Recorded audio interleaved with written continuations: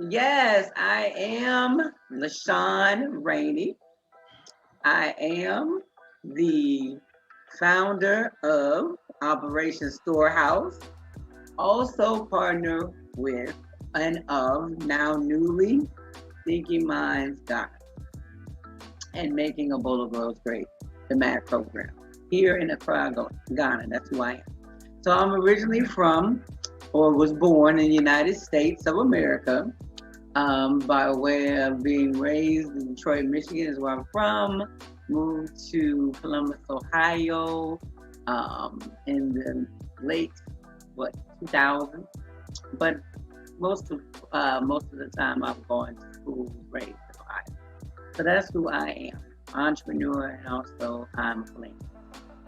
Okay. So, Miss LaShawn Raney, when did you take your first trip to Africa? I took my first trip to Africa June 11th, 2019, right here in Ghana, where I'm at right now. Okay. And what was your reason for wanting to travel to Africa? Well, as a little girl, I always have wanted to go to Africa. It started very early childhood, probably like about the age of 7 and 8. So I was always one of those kids that was fascinated with National Geographic. And of course, they always showed a lot of Africa during that time. So I knew at a very young age back then that I was going to come to Africa, and I always said it.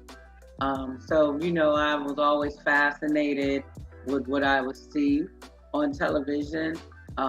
Majority, as the people. And I remember, every night going to bed at night and praying, for the Lord to bless the children that I would see there. They would show us those programs, which of course now we know in our older years that it was all propaganda. It was. It was putting the money in their pockets. Feed the Children Network and all of that, playing off the emotions of some of us people who are very empathetic, because I am an empath. So, even during that time, at a very early age, I felt connected and, felt that I needed to be here. So didn't know when I was coming or what may have brought me here. I just knew that one day I was coming and I ended up here, and now I'm here. And when you came, you just knew that you were going to remain there. I knew you seen it with with everything, the feelings and the scenery and the people and the food. It's like I'm at home. I went. I mean, let me tell you something too, because I don't know if anyone that has been to Africa or been to Ghana, what the experience is. But I made it my business on my first trip. I didn't stay in no 5-star hotel. I basically go off the plane like, I want to go to the village. Take me to the villages. I need to be in the trenches. I want to be amongst my people. And that's where I went. So, and that's how I lived. So I was one of those. I done carried plenty of gasoline tanks of water up the hill. I done did all of that. I done bathed in the pond. I bet you that was nice. Oh yeah, that was beautiful. I mean, what an experience. I saw you pounding that fufu. Oh yeah, so I was out and ground me some pepper and we call that driving the fufu. So I didn't drive. I was driving. Yeah. And I did some pounding too. So I done drove it and pounded it. So I done had me a couple of experiences, but I definitely, made it my business to, when I came to be very much a part of the culture, because I wanted to learn as much as, I needed to. And as many of us need to learn in regards to, our awesome culture and our history, and who we are coming from the motherland. Yeah, because I mean, really, we are coming to be reprogrammed when we go back home to Africa, because everything is in the natural way. It's the natural order in Africa. And here in America, everything is machinery, modernized, Well, but in Africa, is raw. Right, because we're going back to our natural existence, our natural habitat. You see, you know, this is the thing, is the misconception, because for so many decades, and I'm sure you probably felt this yourself growing up as a child. Even in school, they almost made us kind of feel ashamed, as if it was a bad thing, like, oh, all African people, only thing that we were slaves, and we had no we had no culture. We had nothing, and that's a lie. And it's like everything started from slavery in America. When they teach us about Africa, it's all about slavery. It's nothing, never before slavery. No, they don't never bring that part up. Yeah, they don't want to teach us about the great kings and queens that ruled for centuries and had dynasties. They don't want to teach you about the empires that we control. Yeah, they don't want to teach you that. So that's one of the things that now, while again we have this awakening, that's very important for us to start educating our children. I know I did a lot of homeschooling as well, at home, and the majority of what I taught my children was African culture and history, because it was very important. I didn't want them to go to school and the only thing that they knew about was Frederick Douglass and Harriet Tubman, and then rescuing the slaves. I mean, which is fine and dandy. However, it's much more to us as a people and our culture than what they choose to allow our children to be taught. So, now we have to take the initiative as the awakened ones, those of us that are returning home, those of us that inspire and want to do much more by being here at home. We are the ones that need to go forward and teach the generations to come. Starting with the youth. I always say it starts with the youth, because they are our next leaders of tomorrow. Exactly. So, and now that time is now. We're obligated to do so. Yeah, I feel like it's our duty as adults to teach the youth more than what we were taught. We need to teach them the truth. Like we were lied to, we had to find the truth on our own, but they don't have to. You can Google pretty much anything. You can order books from Amazon. Like, it's ways to know the truth now. Oh, yeah, most definitely. But I say experience is the best teacher, and basically taking the experience to go and seek it out. Like, like I'm encouraging my own children.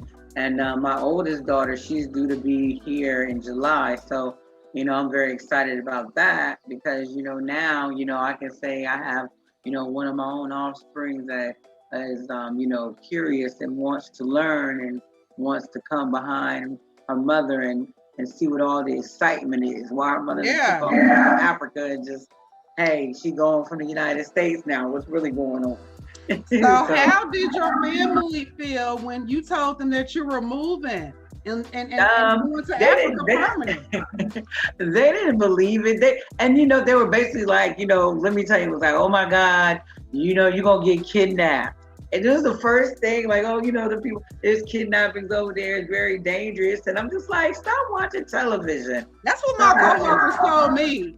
When I told them that I was going to Africa, of course, it's girl, they was just so scared for me. They act like, it was the worst thing, me going to Africa. I said, don't you know that's where I'm from? I said, I'm safe in Africa. I will be safe. Don't speak no negative energy on my trip. Exactly. But I'm just like, it's crime all over the world. So, I mean, you can be in the inner city, west side of Detroit, and get kidnapped where I'm from. I'm telling you. And they doing more kidnapping here in the United States than exactly. In the roughest areas, look at that, with Chicago, New York, come on now. It's no different than being there than what it is here. But even here where I'm at, Ghana is a very peaceful country. Actually, Ghana is one of the most safest countries in Africa. Exactly. And committing these crimes, not the Ghanaians themselves. And that's one thing that I do know about Ghana, that Ghana is very peaceful. The locals are friendly.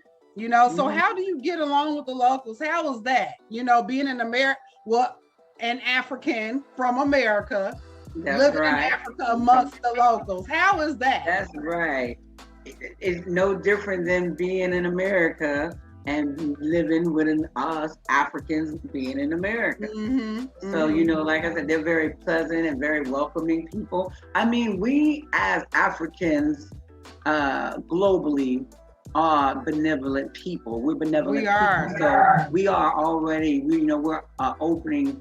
We're always got our arms open. We always got our hands open. We're naturally benevolent people. So the people here are very nice. They're very generous. They will, do their best to assist you. The children are very mannerable, very respectful. So it's love here. I haven't had any, feelings of, not being wanted or, not belonging. I feel very much, a sense of belonging where I belong here. Like this is my home. This is my home. This is home. And I'm happy to be home. And I'm happy that you are there. I mean, like you have a different glow about you, Yes. You are very, I would say active in the community, Let us know a little bit more about the Maggie Project. Okay, MAG. Okay, so MAG, which is Making Abolo Girls Great. Back in on my 4th trip, which was this November that passed, November 2020. I actually, prior to me coming, which I had came November the 4th during that time, I was invited as a guest speaker. And I was invited to speak on behalf of youth empowerment and women empowerment, which, goes along with the things that I have done the past 20 years as an advocate, because I advocate on behalf of abandoned children, abused children, single mothers, the homeless, the elderly, and those with other disabilities. You've done social work in the past too. So there's very much a part of, my background. So when I was invited to come and speak, I was like, oh, okay, this is wonderful. So I would definitely want to come and speak and, address the issues in regards to, empowering the youth and how important it is for our youth to be, educated and groomed and encouraged to, go out and seek better opportunities. So upon me speaking, I ended up taking on the whole entire project, so to say. Wow. Which is making Abolo Girls Great. And the area in which I came to is Pong, which is in the eastern region of Ghana, near Okotombo, up towards where, you'll find more of the Krogo people. And it's an hour and 45 minutes away from here, where I'm at now in Ghana.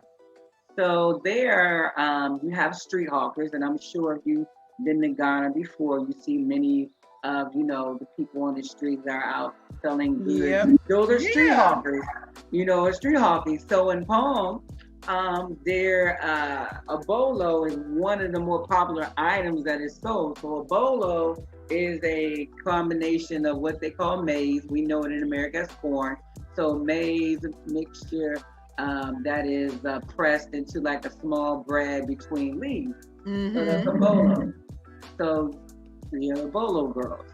So they're, you can find in between the ages of as young as 10, selling on the side of the road, which is very dangerous because, when they're speeding cars and people that don't fail to yield, a lot of the young girls, they're running behind some of the trotros vehicles, and some of them get ran over, hit to the point to where they lose a limb, become, disabled in some part of the way, or sometimes they even die.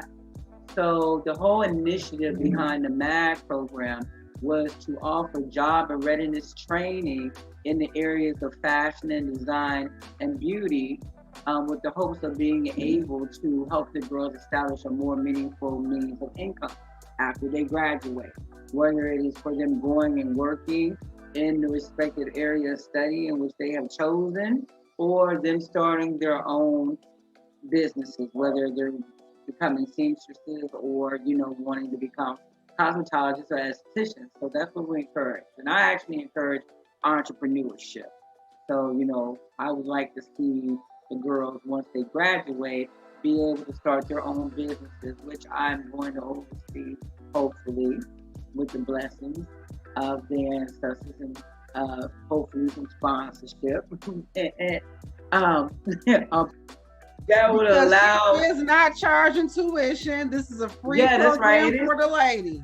Yeah, it's a free school. So it's not, and this is strictly, and let me also add this, just so everybody knows. Everything that is being done out of my own pocket. That part. Yeah. So hint hint again. So there's no government grants that have been involved in any of this. And like I said, it is a free program. Because I believe in making the lives of other people better, especially children. Especially because they are our future. Yeah, they are our future. So why not invest in them? We have to invest in them in order to make sure that they become sustainable individuals. You understand? And we wonder why, like, the things that are going on over there in the western part of the world, why the children, are dropping out of school, why the children are, committing crime at very early ages, because they don't have no guidance, they don't have no direction. They don't. And the another sad thing is that it's a lot of fatherless children in the United States also. In regards to the single parenting thing, in the quote unquote Black African community in America, because we are Africans living in America, I feel that is an issue, and hopefully, we can work together as a people so that we can combat, single parenting, because it is very important. First, it actually starts with proper family planning. Exactly. And that's another thing that, another reason why, I'm so dead set on, addressing the youth and wanting to do what I do with the youth, because they also need to be educated in the areas of family planning. They do. You see, in regards to what you should do, in regards to waiting to have a family, when you should have a family. When I just was here in Pong about 2 weeks ago, I spoke about this with my girls, and I'm just like, hey, don't be worried about no boyfriends. If you're 14, 15, 16, the last thing you need to be worried about is a boyfriend. You need to be worried about getting your education and priming yourself as a young lady and establishing yourself to become a wife. Exactly. I don't promote baby mama, mother, but a wife. A wife. I don't promote baby mama or baby daddy, quote unquote. It's, I'm all into family as a whole. Man, woman, and child. Yes. Married. Yes. So not just over here having multiple children and creating what I call poverty babies, because that's what that entails. Because that's exactly what it leads to. Oh, yes. You have a hard life when you go that way. You do. Oh, yes, most definitely. You see, so it's very important for those of us, adults, and especially us Black women, to be able to have these talks with our daughters, whether we gave birth to them or not, because they still are our daughters, to advise, and our young men as well. Yeah. So, I have to also challenge more Black men to step up and, take on the roles of being a mentor, even to these young men that are on the street that may have grown up in a fatherless household. It is also your duty, your obligation to also oversee these young men as well. Because again, our future is in their hands. So, we have an obligation and a duty to make sure we do our part, knowing what we know, in order to, prevent and create preventative measures that would lead to, fatherless homes and even motherless homes and, high crime rates in our community. Yeah, we have to get a strategy for that one. It's been a lot of years of the same thing, and it's time to start breaking these generational curses. Yes, we have to. It cannot continue to go on. Yeah, it's the only way, and we have to take accountability and responsibility for such. We can't keep blaming everyone and pointing the finger. Exactly. And leading by example, you know, because you Exactly. can talk all day, but you have to be leading by example. Oh yeah, you got less talking and more walking. So you got to be down in the trenches. That's what I tell people. Yes, ma'am. I like to talk, but I consider myself more of a doer. So I rather do than talk. Exactly. And I see that you do. Do you feel safe in Ghana? Oh, of course I feel safe in Ghana. Okay. I feel more safer here than what I do in the United States. And that's sad to say, but it's true. It's so sad. But I was doing another interview, and she said that everyone who I interview, they say the same thing. You know? Yeah. So what would you tell someone that is struggling on wanting to go to Africa but not really sure? What would you tell that person? Well, I had this question come up earlier this week, I believe like Sunday night, actually twice. And what I tell everyone first, come visit. You got to come visit. That's part of you doing your due diligence. Come, do your research. Got to come visit, look around, just come visit and then see if it's something for you. You see, I don't care. Maybe if you're coming first time, try to stay at least about 2 to 3 weeks. Yeah. Make you a checklist before coming. Basically your bucket list, areas that you want to cover, whether it be in regards to opportunities, in regards to financial security, land purchasing, renting, owning, building, whatever it is that you may have, questions on.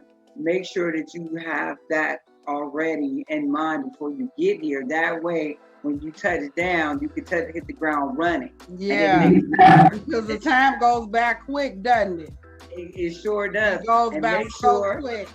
And make sure that you have someone that has been here for a while, or that hit the ground running, that can point you in the right direction. Hint, hint. That part. Exactly. You know it. Right. I'm like, Henny, I'm just gonna put out there, I'm available. Okay. So any of my brothers and sisters, my diasporians that's coming anytime soon, if you need assistance in the areas of such, I'm your girl. I'm your woman over here. Okay. So I've made some very good contacts here in some very high places, so to say, just based upon what I've come to do. And it's all about, because I'm not going to lie, like any other place, you do have there's bad apples and everybody, and I've seen some stories where people, have gotten swindled out of money, or people have been taken advantage of. Do not let that discourage you, because that can happen anywhere. Like I said, you have to do your due diligence, align yourself with people of good character and integrity, and do your homework, do your research, because that's exactly what I did. Luckily, prior to me coming, I was already in contact with one of my very close sisters that I am today, LaShawn Dennis, which is also one of my partners. Yes. And one of my good sisters and best friends, LaShawn Dennis and Nicole Fashion. So, I had been in contact with LaShawn for probably like 3 years prior to me actually coming to Ghana. Yeah, I was actually due to come to Ghana back in 2018 originally. And I had noticed LaShawn online because of the fashion. And I was within a network of people who I had actually scheduled a tour to take with back in 2018. And some of the sisters were, purchasing and buying clothing from LaShawn. And I checked her out. I said, oh, I like this sister. As soon as I come, I'm going to have her, make me stuff. But, I was already in the process of doing so, because my first trip, she probably, made me about 6, 7 outfits. And we kept it moving from there. So, I'm very thankful that the ancestors aligned me with that sister, because she's a great sister. Very beautiful, strong spirit, beautiful inside and out. So I thank her very much. And she's, she's helped me quite a lot, during the time that I was coming, right before, I even really made up my mind to stay. But it took for me coming, like I said, the 4 times, saying, you know what, when I come back, I'm here. Yeah, we would tell the African Thelma and Louise. Yeah. So, I see y'all out there in the little nightlife and stuff, having a good time. Yeah. Oh yeah. The nightlife here is nice. I kind of like, I don't like it too wild, but it's real laid back. Yeah. And there's some very nice places here. You just want to come and enjoy. I spend most of my time by the beach, so I love the water. So I'm usually, out by the beach. Cocoa Beatty is one of the beaches that I have gone to and enjoyed because I like the go stand there. So it's a very pleasant atmosphere. It's a very pleasant atmosphere anywhere you go here. Yes. Sometimes we go to Afro Kiko. I didn't mention it before, but Afro Kiko is right there in Lavone. So, nice vibe. Outdoors, always got live bands. I love music. So I love music. I come from a musical background. My grandmother's a singer. Yes, me too. My uncles and aunts, they play instruments, they sing. Yeah. So, honey, my grandmother wants to come to Africa, and I'm going to bring her too. Bring her. That's a beautiful. You know what? I love when I see our elders coming back to Africa. Exactly. I feel like it is a beautiful thing. It is. For our elders to want to come home, at their age. I'm hoping. My father has expressed interest in it. My father's like 81 years old. So I'm trying to talk him into coming. He wants to come, but he has a phobia of flight, so he don't like to fly. Yeah. Yeah. Daddy, you can't take a bus over here. You would take a bus. There's no way. There's no way. I'm like, you gotta get on the plane, and then or go. But I love the fact that more of our people are coming back home. It's a beautiful thing. It is, isn't it? And you know what? I feel like we are making our ancestors proud because this is something that they probably wanted to do but didn't know how. Well, that was the thing they yearned for, but this is the thing. We're still living, so we are our ancestors. So we are our ancestors' wildest dreams right now. Yeah. Okay. The one of us that have taken, the one of us who have had the courage and have taken, that big leap and come back. Yes. Then we brought them back with us. They're here. Our DNA is them. So, they never died. They're living through us. Exactly. Miss LaShawn Raney, I appreciate you, sister. I appreciate you. My sister, Miss Putin. Yes. And you know what? I will be doing a follow-up interview with you as well within a couple of months, to see where the project is going. Oh, yes, most definitely. So remember we chatted before. The actual launch date for opening the door, so to say, because we had the program launch back in November. So I think as today, right now, that makes us in about 23 more days to look at that, May 23rd, 23 more days to open.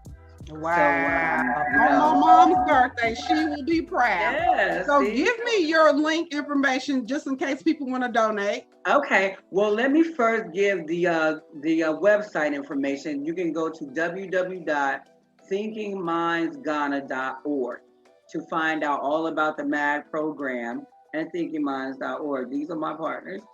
And also my email address for anyone that's interested in wanting to know how you can support, whether it be volunteering your time or, just sponsorship of any sort.